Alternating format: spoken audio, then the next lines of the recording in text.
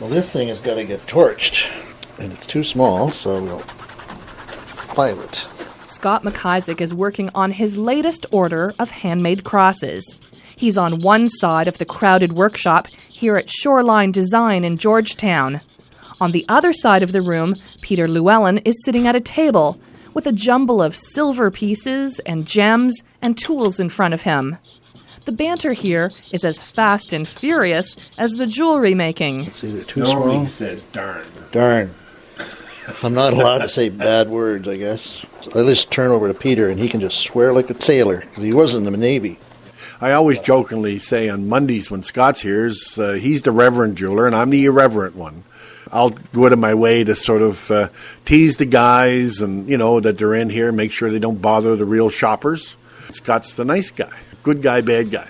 Peter Llewellyn got into the jewelry-making business 9 years ago. 3 years ago, Scott MacIsaac turned up at his workshop asking to learn how to make crosses. I came by the shop one day and I said, well, I can do that, not knowing, of course, what I was talking about. So I made this cross, and I've kept that one, and it's really terrible. I'm sure a person in grade 3 could have done better.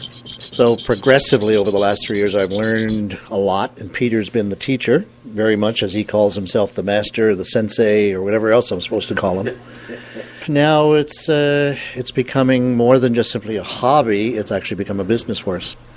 Yeah, let's try this again. Before he became a chaplain, Scott MacIsaac spent 25 years in professional theater, many of them doing children's theater. He performed magic and worked as a clown. Then in 2001, he became a minister. He serves at a small church called All People's Church, and he spends time in correctional facilities, including Sleepy Hollow near Charlottetown. He regularly hands out crosses to inmates. Last year, 250 of them.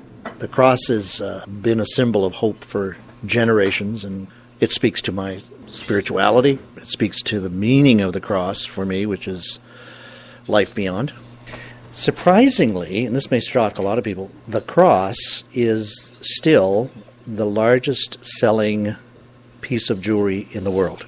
Although crosses are being made, they're really being made assembled, mass-produced. Scott MacIsaac had been handing out his handmade crosses for free. Last July, he decided to start selling them.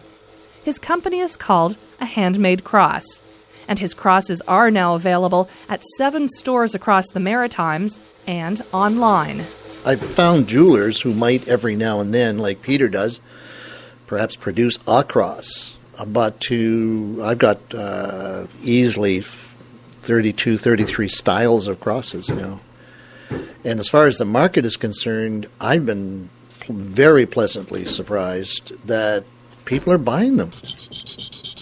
A lot of this is just you keep going and you're doing the same thing, and it's just by not even a millimeter difference between something fitting perfectly, and it has to be perfect because somebody's going to wear that. And you'd hate to say who made all those crooked crosses that are falling apart. Seeing people wearing them is just a shock. Like, it's like you've given birth. Men can't understand birth, right? I remember dropping off my first batch of crosses here in Charlottetown to the Maritime Christian bookstores, where it's one of the places where I have them located, and seeing them put in the shelves and stocked up there, and then having to leave them. It was like saying, well, okay, you'll be okay, guys. It's okay. Somebody's going to take you home now. Like the SPCA of crosses or jewelry. But going from rookie jewelry maker to selling his crosses across North America has not always been smooth sailing. At one point, and Scott said I stopped helping him a year ago, and I had to, because at some point Scott would say, well, Peter, this is really important. Would you solder this? Would you do this? Well, after a while, learning is about making mistakes. So you have to say, grasshopper, it's time to you to do it. And reverends don't swear, but he's come close a few times when things melt. But what I did is I just simply said, no, Scott, you need to do it. When Peter and I began working together, I'd get really frustrated, and I'd say to him, it's screwed us up. Nobody'd ever want this. And in the jewelry making, you never make a mistake.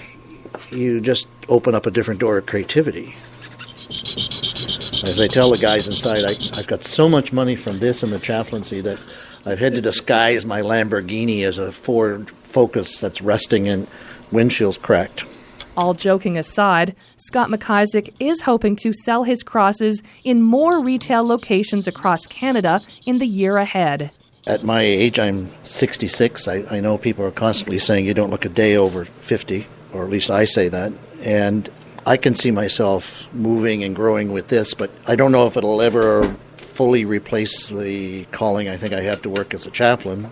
I keep looking and strangely trying to bridge both careers. So he's moving beyond the art and into the business side, but he's bringing that himself into every piece he makes, so it adds a real value. If you do it properly, you just touch it, and it stays together forever and ever and ever. If you don't, it ends up in a baptism of fire in the Georgetown harbor. Scott MacIsaac says making crosses is, for him, a metaphor for the work he does with the inmates. Yeah.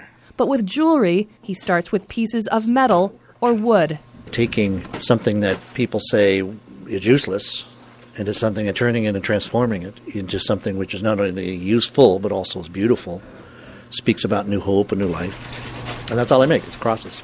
I'm just really, really thrilled to be bringing that to others. Someday somebody's going to be wearing this thing.